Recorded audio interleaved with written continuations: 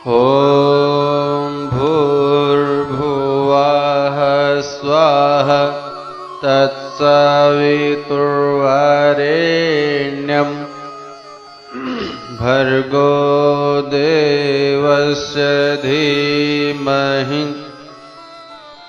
धियो यो नः प्रचोदयात्।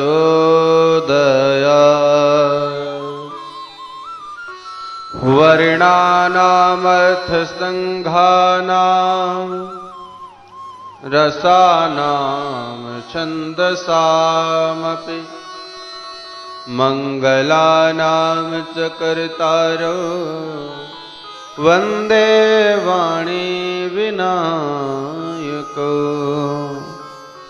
अज्ञानतिमिरान्धस्य ज्ञानाञ्जनशलाकया चक्षुरुन्मीलितं येन तस्मै श्रीगुरुवे नमः। प्रज्ञापुराणं परमं पवित्रं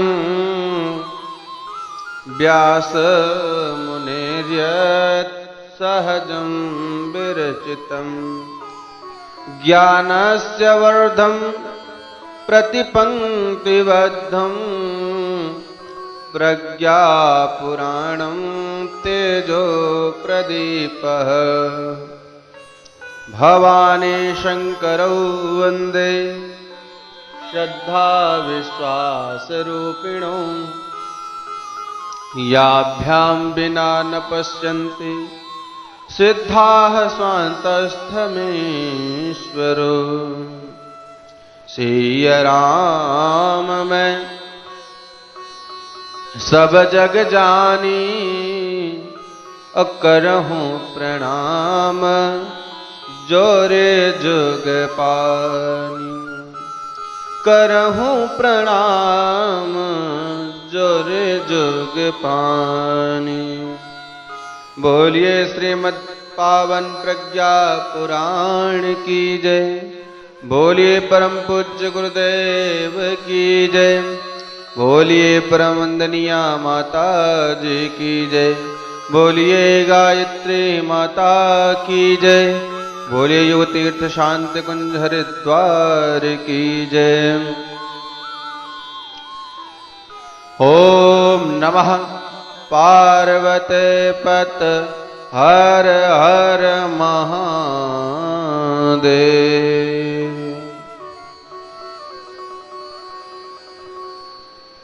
अकारण करुणावले प्रातः स्मरणीय वंदनीय जीव के हृदयगत अंधकार को दूर करने वाले सबका कल्याण करने वाले हम सबके इष्ट हम सबके आराध्य साक्षात महाकाल के अवतार परम पूज्य गुरुदेव के श्री चरणों में हम सब कोटि कोटि प्रणाम निवेदित करते हैं।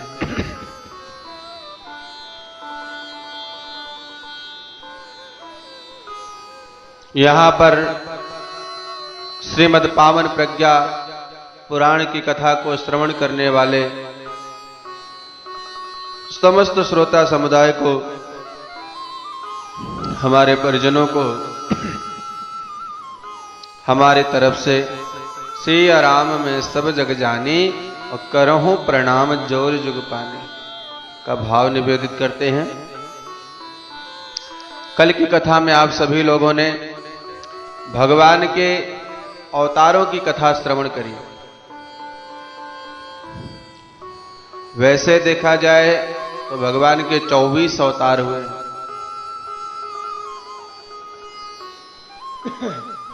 और इस दृष्टि से देखा जाए तो भगवान के 10 अवतार हैं।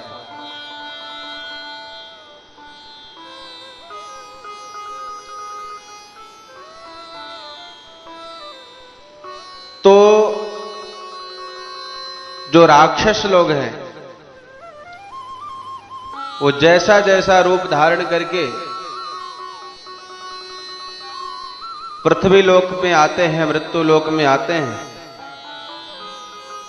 भगवान उनके संहार के लिए उसी तरह की व्यवस्था बना करके, उसी तरह का रूप धारण करके इस धराधाम पर आते हैं।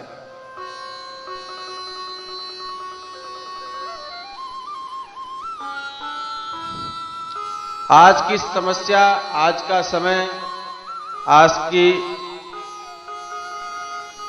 समस्याएं बहुत विपरीत हैं। आज सभी राक्षसों ने मिलकर के एक योजना बनाई कि क्यों ना चल करके हम सभी लोगों के दिमाग को ही खराब कर दें, लोगों के मस्तिष्क को ही भ्रष्ट कर दें, लोगों की बुद्धि को ही खराब कर दें। तो जितने भी असुर थे वो सूक्ष्म रूप में आकर के मानव मात्र के मस्तिष्क में बैठ गए हैं और उनको गलत कृत्य करने, गलत सोचने के लिए मजबूर कर दे रहे हैं।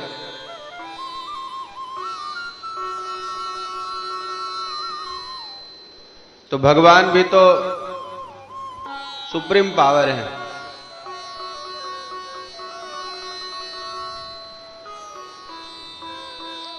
तो उन्होंने भी जब देखा कि आज का जो दानव है, आज का जो दुष्ट है, आज का जो राक्षस है और दुर्बुद्धि रूपी राक्षस है, तो भगवान का अवतार सद्बुद्धि के रूप में, प्रज्ञा के रूप में प्रज्ञा अवतार हो रहा है। भगवान कहते हैं निराकारत्व हेतोश्च प्रेरणां कर्तुमीश्वरः शरीरिणस्य गृह्णामि गति संचालने ततः अपेक्षन्ते वरिष्ठाश्च आत्मनः कार्यसिद्धये अग्रदूतानि मान् कर्तुं पुष्णम्यानविश्य सर्वथा। भगवान कहते हैं कि निराकार होने के कारण मैं प्रेरणा ही भर सकता हूं। गतिविधियों के लिए शरीरधारियों को आश्रय लेना पड़ता है, इसलिए वरिष्ठ आत्माएं चाहिए। इन दिनों अग्रदूत बनाने के लिए उन्हीं को खोजना, उभारना और सामर्थ्यवान बनाना, जिससे कि अपने प्रभाव वर्चस्व से वे समूचे समुदाय की दशा बदल सकें, समूचे वातावरण में परिवर्तन प्रस्तुत कर सकें। तो इस अवतार की कार्यशैली क्या है? ज्ञान का विस्तार है। इसी से अज्ञान मिटेगा। अंधकार दूर करने के लिए प्रकाश की आवश्यकता पड़ती है। एक बार ब्रह्मा जी से अंधकार ने शिकायत किया, महाराज जब देखो तब सब मुझे चैन से रहने नहीं देते, हर समय परेशान करते रहते हैं, मुझे कहीं टिकने ही नहीं देते। तो ब्रह्मा जी ने कहा ठीक है, कल तुम दोनों आना, दोनों की बात सुनूंगा, एक साथ आना। दूसरे दिन सूरज पहुंचा, लेकिन अंधकार ही नहीं पहुंचा। कारण इसका यह है कि अंधकार कुछ है ही नहीं, अंधकार का कोई अस्तित्व ही नहीं है। जहां प्रकाश नहीं है वहीं अंधेरा है, वहीं अंधेरा टिका रहता है। तो जहां राम तहां काम नहीं, जहां राम तहां काम नहीं, जहां काम नहीं राम। और तुलसी कबहू ना मिले, रवि रजनी एक ठाव। तो अज्ञान रूपी अंधकार का ज्ञान रूपी प्रकाश से ही निराकरण होगा। भगवान निराकार होने के कारण शरीरधारियों की आवश्यकता समझते हैं, भगवान निराकार होने के कारण शरीरधारियों की आवश्यकता मानवीय पुरुषार्थ चाहिए उनका कार्य करने के लिए। भगवान का नियम है दुख हरेंगे प्रभु अवतार लेकर, मानवीय पुरुषार्थ को प्रभु साथ लेकर के। भगवान रामचंद्र जी आए तो किया तो सब कुछ भगवान ने, लेकिन श्रेय किसको दिया? बंदर भालुओं को, गिद्ध गिलहरी को। भगवान श्री कृष्ण गोवर्धन पर्वत को स्वयं उठाते हैं, लेकिन श्रेय किसको देते हैं? ग्वाल बालों को। भगवान बुद्ध सब कुछ करने के पश्चात श्रेय किसको दिया? भिक्षुओं को। यानी जब जब भगवान आते हैं तो जो वरिष्ठ आत्माएं होती हैं उनका साथ, उनको अपने साथ में लेकर के चलते हैं। और जो भगवान के साथ साझेदारी कर लेता है मित्रों, इतिहास में उसका नाम स्वर्णिम अक्षरों से लिखा जाता है। परंतु यह कार्य सामान्य लोगों से नहीं होगा, इसके लिए तो वरिष्ठ आत्माएं चाहिए। वरिष्ठ कौन? वरिष्ठ वह है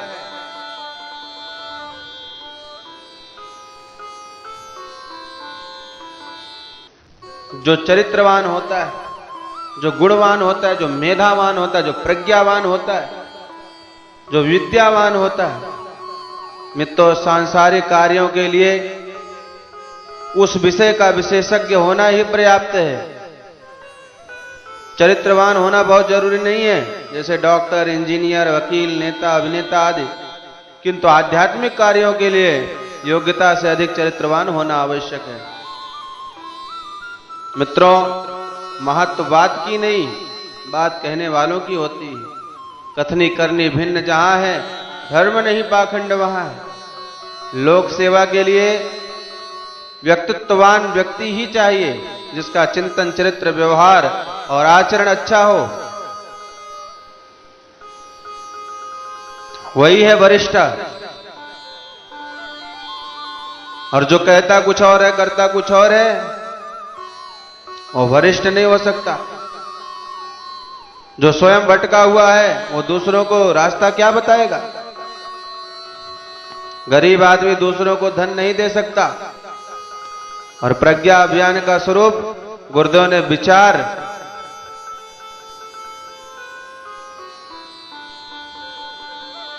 पैदा करके दिया है, फैलाने का तंत्र खड़ा कर दिया है। बस फैलाने वालों की आवश्यकता है। उसके लिए शरीरधारी वरिष्ठ आत्माएं चाहिए।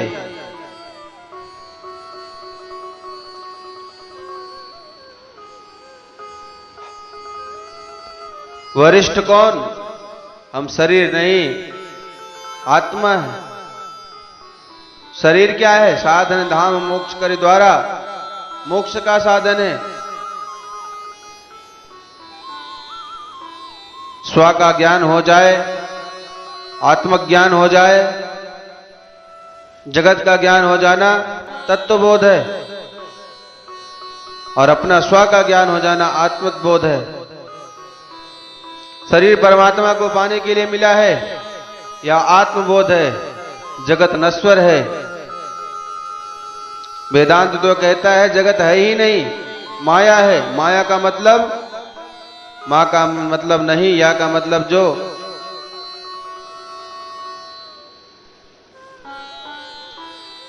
जो नहीं है वही माया है, जो देख रहे हैं वह सब माया है।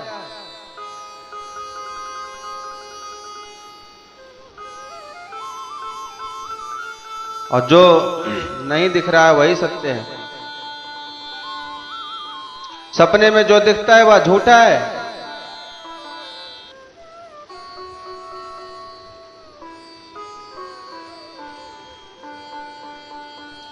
जहां प्रकाश नहीं है वही छाया है, जहां ज्ञान नहीं है वही छाया यानी अंधकार है। जहां परमात्मा है वहां छाया नहीं है। आज आदमी छाया के पीछे भाग रहा है, उसे पकड़ने में लगा है, जो कि है ही नहीं। प्रकाश माने परमात्मा, वही सत्य है। जिम सरिता सागर मह जाई, यद्यपि ताहि कामना नाहि। तीन सब संपत्ति विनहि बुलाए, धर्मशील पहि जानि पराए। जैसे सारी नदियां समुद्र में जाकर मिल जाती हैं, उनकी कोई इच्छा नहीं होती है, उसी तरह से सब त्यागी परमार्थी सांसारिक साधकों को साधनों की कमी नहीं होती है। परम पूज्य गुरुदेव ने अपना सब कुछ समाज के कार्य में लगाया। गुरुदेव ने ही विचार दिए, साहित्य सृजन किया, सामाजिक जीवन के व्यवहारिक सूत्र से लेकर धर्मतंत्र से लोक शिक्षण, राष्ट्र निर्माण तक का सभी प्रकार का साहित्य लिखा। सतसूत्री कार्यक्रमों का आंदोलन चलाया। फैलाने वाला चाहिए। आज आवाहन है उन लोगों का जो देश धर्म संस्कृति के लिए कुछ करना चाहते हैं। इसलिए मित्रों, महाकाल की सवारी चल पड़ी है। जो महाकाल के साथ साझेदारी कर लेगा, उसका नाम इतिहास में अमर हो जाएगा।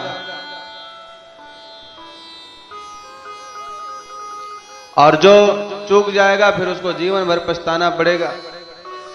महाकाल की चली सवारी, चलो साथ हो जाए। महाकाल की चली सवारी, चलो साथ हो जाए। असमंजस में समय गवा कर कायर नहीं कहाए। चलो साथ हो जाए, चलो साथ हो जाए। वरिष्ठता नराणां तो श्रद्धा प्रज्ञावलंबिता, निष्ठा स्थिता च व्यक्तित्वं सर्वेषामत्र संस्थितम्। न्यूनाधिकता हेतुर्हि क्षीयते वर्धते च तत्। उत्थान सुखजं पाद दुःखजं जायते वृत्तिः। मित्रों, मनुष्य की वरिष्ठता श्रद्धा, प्रज्ञा और निष्ठा पर अवलंबित है। इन्हीं की न्यूनाधिकता से उसका व्यक्तित्व उठता और गिरता है। इसी व्यक्तित्व के उठने गिरने के कारण उत्थान जन सुखों और दुखों का वातावरण बनता है। इन दिनों मनुष्यों ने आंतरिक वरिष्ठता गंवा दी है। फलता अपने तथा सबके लिए संकट उत्पन्न कर रहा है।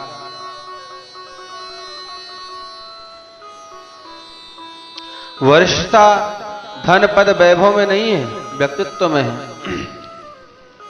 जो वरिष्ठ हैं उनके अंदर श्रद्धा, प्रज्ञा, निष्ठा। श्रद्धा से सद्भाव और भक्ति का जागरण होता है। प्रज्ञा से सद्ज्ञान, ज्ञान की प्राप्ति होती है। निष्ठा से सत्कर्म और कर्म करने की प्रेरणा मिलती है।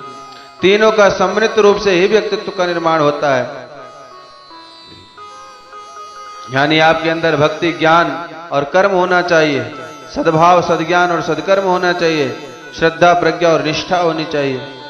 आज वरिष्ठता का सम्मान धन पद वैभव से की जाता है।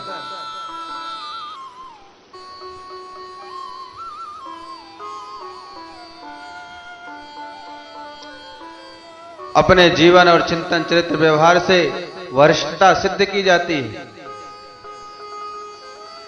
जिनके चिंतन पुरुषार्थ और सद्भाव विश्वहित लगते हैं, वे मानव भूसुर कहलाते। उन पर अनुदान बरसते हैं। मिलता अनुदान उन्हें ऐसा, जिनके आगे सब साधन फीका। सम्मान और सहकार सदा मिलता है उनको जगती का। इष्ट रहा जिनका सदा जन जन का कल्याण, बरसाते हैं देवता खुद उन पर वरदान। संयुक्तस्य प्रयासोऽयं कर्तव्यो नारद शृणु, प्रेरयामि तु संपर्कं कुरु साधय पोषय।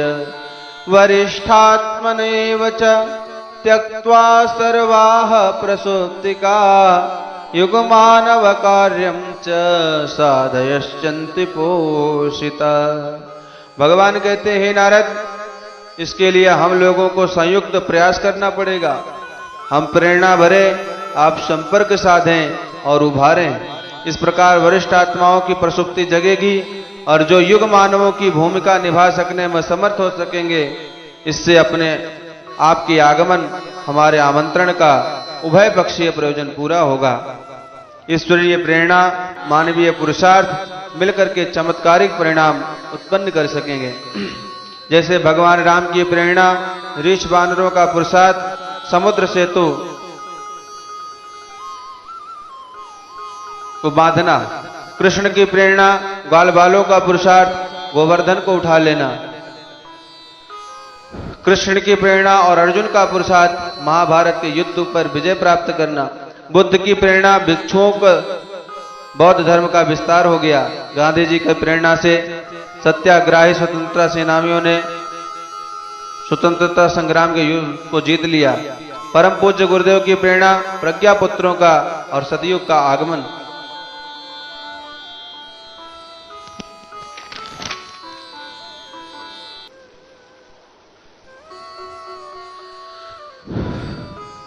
सौसुक नारदो पृच्छत देवात्र किमपेक्षते, कथं ज्ञेया वरिष्ठास्ते किं सख्ययः कारयामि किम्। येन युग संधि काले ते मूर्धन्या यान्तु धनं धन्यतां, समश्चापि धन्यः स्यात् तातसृज युग विधिम्। तब नारद जी ने उत्सुकता पूर्वक पूछा, हे देव, इसके लिए क्या करने की आवश्यकता है? वरिष्ठों को कैसे ढूंढा जाए? उन्हें क्या सिखाया जाए और क्या क्या कराया जाए, जिससे युग संधि की बेला में वह अपनी भूमिका से मूर्धन्य आत्माएं स्वयं धन्य बन सके और समय को धन्य बना सकें। भगवान बोले, हे तात, युग सृजन का अभियान आरंभ कीजिए। जिनमें पूर्व संचित संस्कार होंगे वह युग निमंत्रण सुनकर के मौन ना रह सकेंगे, उत्सुकता प्रकट करेंगे और परस्पर संबंध होंगे और समीप आवेंगे। जब जब भगवान का अवतार होता है तब तक उनके सहयोगी आत्माएं भी धरती पर जन्म लेती हैं और समय के साथ जुड़ जाती हैं, युग धर्म का पालन करती हैं। जिस तरह से भगवान के साथ जटायु, सुग्रीव, जामवंत, नल, नील और हनुमान जी जुड़ गए, ये सब देखने में तो सामान्य दिखते थे पर थे सामान्य नहीं। हनुमान को अपनी शक्ति का बोध कहां था? वो अपने आप को सामान्य समझ रहे थे लेकिन सामान्य नहीं थे। कहा ही रीछ पति सुन हनुमाना, का चुप साधी रहो बलवाना।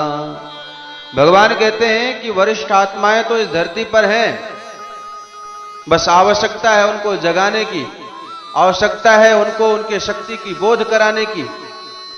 जिस तरह से हनुमान जी अपने आप को सामान्य समझ रहे थे लेकिन वो सामान्य नहीं थे, तो जामवंत जी ने कहा क्या? कहि रीछ पति सुन हनुमाना, का चुप साधी रहो बलवाना। कहते हैं पवन तनय बल पवन समाना। आप तो पवन के पुत्र हैं और आपका बल भी उन्हीं के समान है। बुद्धि विवेक विज्ञान निधाना।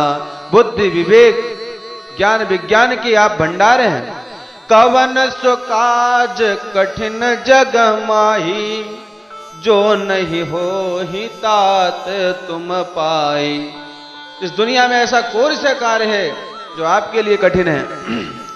राम काज लगी तव अवतारा। जैसे उन्होंने कहा कि आपका जन्म भगवान राम के कार्य के लिए हुआ है, तो सुनत ही भयहु पर्वताकारा। जब उन्हें अपने आत्म स्वरूप का बोध हुआ तो उन्होंने अपने शरीर को बढ़ाया। हनुमान को जामवंत जी ने समझाया, जगाया कि तुम सब कुछ कर सकते हो, तुम्हारा अवतार इसी उद्देश्य के लिए हुआ है, तुम्हारा जन्म राम काज के लिए हुआ है।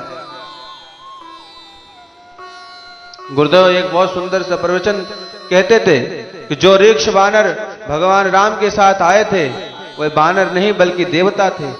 वह अपने आप को बानर समझते थे, परंतु समय के साथ भगवान के साथ जुड़ते चले गए और राक्षसों के संहार में अहम भूमिका निभाए। गुरुदेव ने कहा, तुम सब पीले कपड़े पहने बैठे हो अथवा आज उपस्थित नहीं हो, परंतु देश विदेश में प्रज्ञा परिजनों के रूप में हमारा काम कर रहे हो। वह सभी वह नहीं है जो अपने आप को समझ रहे हैं, उनको जन्म हमारे काम के लिए हुआ है। वो युग परिवर्तन के लिए इस महाअभियान में हमारे सहयोगी बन रहे हैं। गुरुदेव का उद्घोष है कि आने वाले समय में दुनिया अपनी मर्जी से नहीं हमारी मर्जी से चलेगी। दुनिया का कोई भी आदमी वह नहीं कर सकेगा जो वह चाहेगा, बल्कि वह होगा जो हम चाहेंगे। अभी तो प्यार से समझा रहे हैं, परंतु यदि कोई प्यार की भाषा नहीं समझेगा तो हम उसे सुधारने के लिए विवश कर देंगे, सुधरने के लिए विवश कर देंगे। अन्यायी अत्याचारी की अब खैर नहीं निश्चित जानो, सत्यालोलुपता मिट जाएगी चाहे मानो या ना मानो। अब युग बदल रहा है, बदलना जरूर है, बदलना जरूर है। वो अब भी बदल जाए जिनको कुछ गरूर है, वो अब भी बदल जाए जिनको कुछ गरूर है। अब युग बदल रहा है, बदलना जरूर है, ओह अब भी बदल जाए जिनको कुछ गरूर है, वो अब भी बदल जाए जिनको कुछ गरूर है। तो युग तो बदल रहा है, वो बदलेगा। जो नहीं बदलेंगे वो बदल दिए जाएंगे। जब तूफान चलता है, जब हवा चलती है, तो बड़े बड़े पेड़ अपने आप ध्वस्त हो जाते हैं। जो झुक जाते हैं वो बच जाते हैं, जो खड़े रहते हैं वो टूट जाते हैं। तो सत्पात्रतां गतास्ते च तत्त्वज्ञानेन बोधिता, कार्याः संक्षिप्त सारेण यदमृतमिति स्मृतम्। तुलना कल्पवृक्षेण मणिना पारदेन च, यस्य जाता सदा तत्त्वं ज्ञानं तत्ते वदाम्यहम्। ऐसे लोगों को सत्पात्र माना जाए और उन्हें उस तत्व ज्ञान के सार को संक्षेप में हृदयंगम कराया जाए, जिससे अमृत कहा गया है, जिसकी तुलना सदैव पारस और कल्पवृक्ष से की जाती है। वही तत्व ज्ञान तुम्हें बताता हूं। तत्व चिंतन से प्रज्ञा जगती है, प्रज्ञावान आत्मनिर्माण में जुटता है, जिसके लिए आत्मनिर्माण कर पाना संभव हो सकता है। उसके लिए विश्व निर्माण की भूमिका निभा सकना अति सरल है। भले ही वह बाहर से कठिन दिखती हो, ज्ञान ही कर्म बनता है, कर्म से प्रयोजन पूरा होता है, इसमें संदेह नहीं है। उस सद्ज्ञान की देवी महाप्रज्ञा है, जिनकी इन दिनों उपासना साधना और आराधना का व्यापक उपक्रम बनाना चाहिए। मित्रों, आज की कथा को यहीं पर विश्राम देंगे। यानी भगवान सीधे सीधे कहते हैं कि आज के समय में गायत्री की ही उपासना करना है। आज के समय में सद्बुद्धि यानी प्रज्ञा की देवी माँ गायत्री की ही शरण में जाना है। उन्हीं की उपासना साधना आराधना से ही आज जो ये भयावह स्थिति पैदा हुई है, जो चारों तरफ अज्ञानता ही अज्ञानता दिखाई दे रही है, जो चारों तरफ असुर आकर के मानवीय मस्तिष्क को भ्रष्ट कर रहे हैं, उन सब का निराकरण केवल माँ गायत्री यानी सद्बुद्धि प्रज्ञा से ही हो सकती है। तो कल गायत्री की महिमा हम सभी लोग श्रवण करेंगे। आज की कथा को यहीं पर विश्राम देते हैं। एक बार सभी लोग हमारे साथ बोलिए, बोलिए परम पूज्य गुरुदेव की जय। परम वंदनीया माता जी की जय। श्रीमद् पावन प्रज्ञा पुराण की जय। ओम विश्वानि देव सवितुर्दुरितानि परासुव यद भद्रं तन्न आसुव।